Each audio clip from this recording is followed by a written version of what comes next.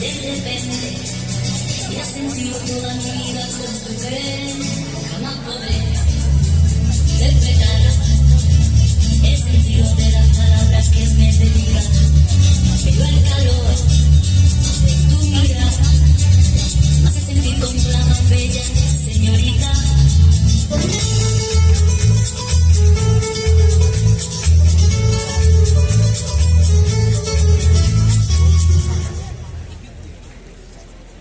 In the spring of 1521, he, as an officer, was defending the fortress of the town of Pamplona against the French, who claimed the territory as their own against Spain. I want the world under my feet, honor and glory, all I seek. Shield and sword in my hands, I will fight till the end.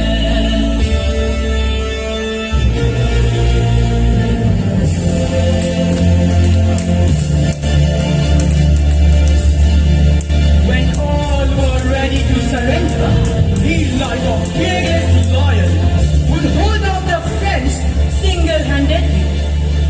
But a French cannonball shattered his leg and put an end to his resolve.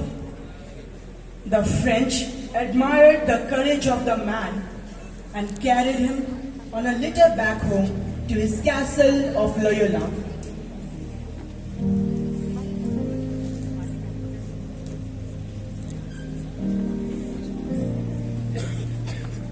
His leg was not the only thing that had been shattered. His image of himself as a handsome, dashing courtier, everything that he had ever lived for, was shattered too.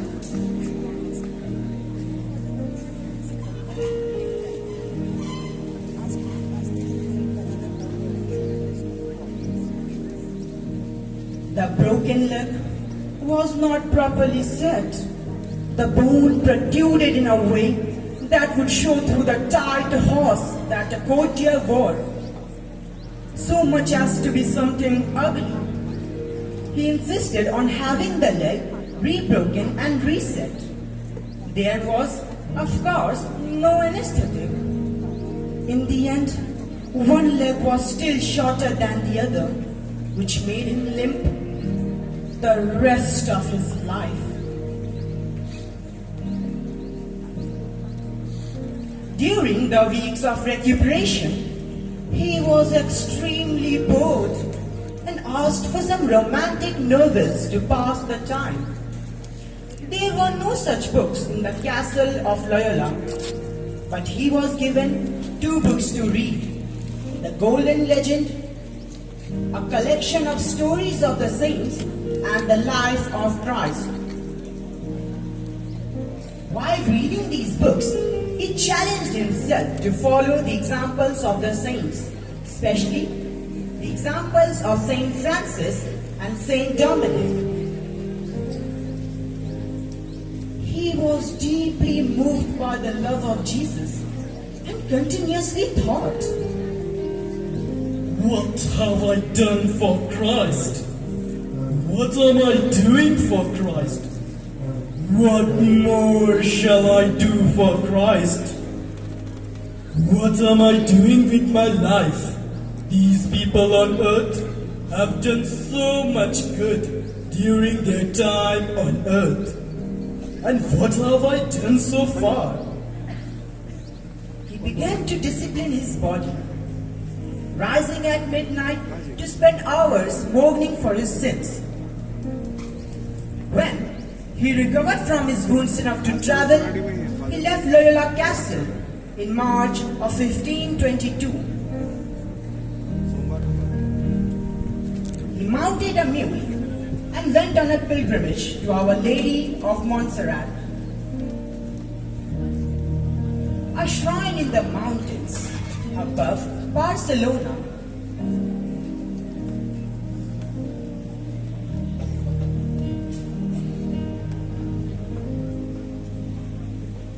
On arriving, he left his sword at the altar and said, God, that's all what I have left from my previous life on earth. I'll be a new man from now onwards. Thank you for showing me the way and help me to reach every soul.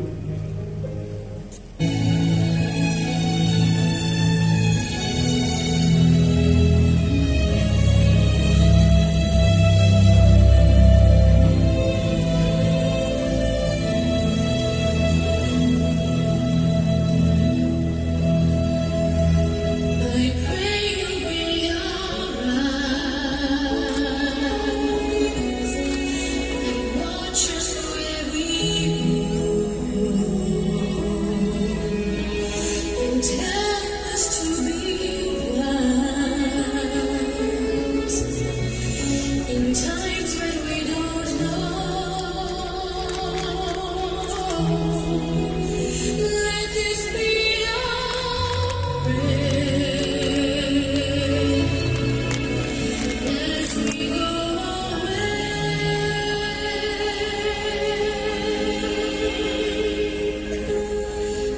Lead us to a place, guide us with your grace, to a place where we'll be safe.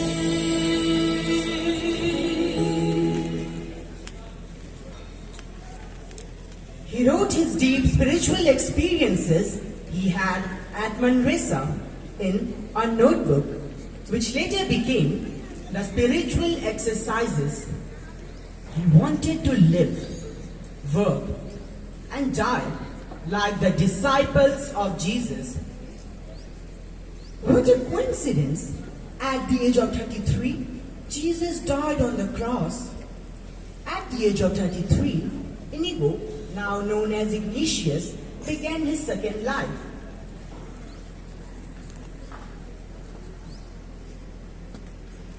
He went back to school, studying Latin grammar in Barcelona for proper education. After 2 years, he moved on to the University of Alcalá. There, his zeal got him into trouble, a problem that continued throughout his life.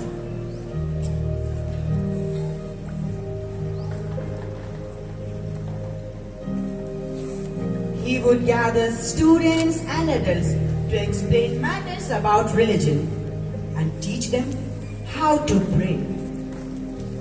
His efforts attracted the attention of the church authorities. He was thrown into jail for 42 days. His crime was teaching religion without proper education.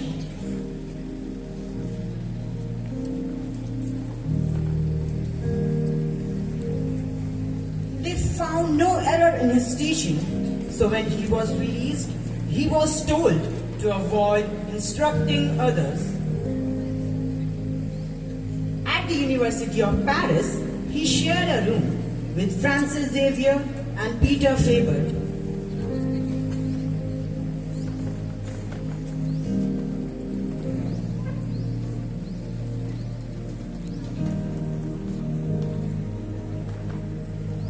Xavier was the hardest nut to crack, interested as he was mainly in worldly success and honors. He greatly influenced a few fellow students, directing them in the way he experienced God in his life through the spiritual exercises. In 1539, all of them gathered in Rome, spent many weeks of prayer and discussion about their future.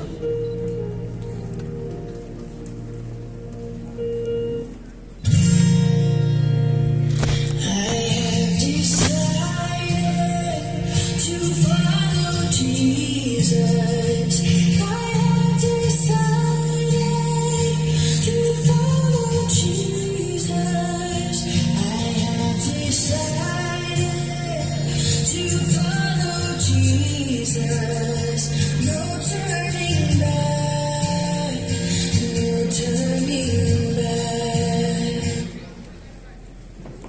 and they decided to form themselves into a group, Society of Jesus, in which they would take vows of poverty, chastity, and obedience. Later on, he was unanimously elected as the first Superior General of the Society of Jesus on April 8, 1541, and reluctantly accepted the office. Many princes and cities in Italy, Spain, Germany, and the Low Countries begged Ignatius for Jesuit. He made it a rule that anyone sent abroad should be fluent in the language of the country so that he could serve and preach effectively. He sent Francis Xavier to India, the first Jesuit to arrive in India in 1541, who worked in India for some time and later moved to Japan. And after completing a few years of missionary work there, he, with the intention of going to China, died on the coast on December 3rd, 1552. Due to excessive fasting and penance in the early years after conversion, Ignatius suffered from stomach ailments and they became increasingly troublesome in Rome. Ignatius died on 31st July, 1556. He was proclaimed a saint in 1622, along with his dear companion Francis Xavier.